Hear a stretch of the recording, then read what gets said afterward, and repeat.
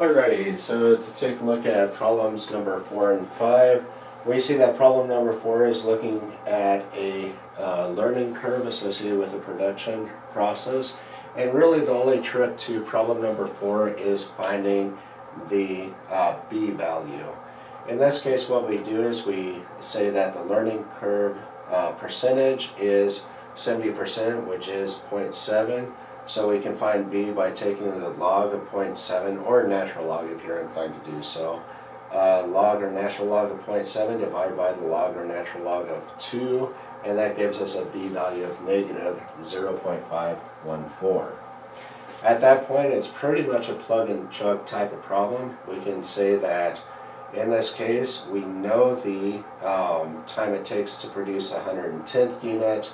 We're trying to find the time it takes to produce the first unit, so we can just do a substitution for T110 and N, so on and so forth, and we find that the first unit takes 33.7 minutes to produce.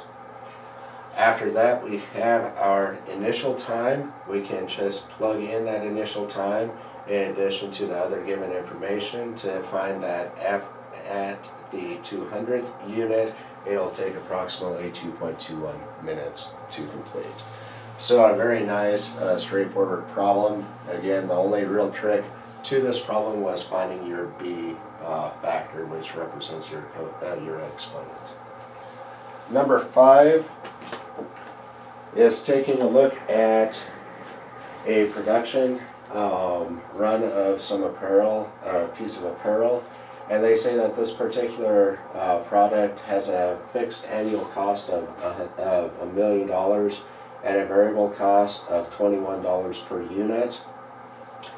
The income, or the revenue from that production, 40% of it comes from a supplier that is purchasing the product at cost. The other 60% is coming from various other clients that are paying $40 per unit. So what we're trying to find in this problem is the break-even point, the per unit cost if 100,000 units are produced, and then the profit if 100,000 units are produced. So what we do then is we go through and we say that the cost function is equal to the fixed cost plus variable cost, very similar to what we did early on. In this case, the cost is going to equal $1 million plus $21 times the quantity produced. The revenue then is going to equal the income from the first client plus the income from the rest of the clients. So 40% of the income comes from the client that's paying the cost for the product, and the remainder is coming from the other clients. So we have 40% times 1 million plus 21Q plus 60% is coming from the clients paying $40 per piece. That gives us a revenue equation of 400,000 plus 32.4Q. In order to determine the break-even point, once again, we're going to set the cost equal to the revenue. When we do so, we can throw a little bit of algebra at this and find that we have 11.4Q equal to 600,000. Therefore, the quantity necessary to break even is 52,631.6. In this case, since we can't have a 6/10 of a shirt, we would just say that the break-even point is 52,631.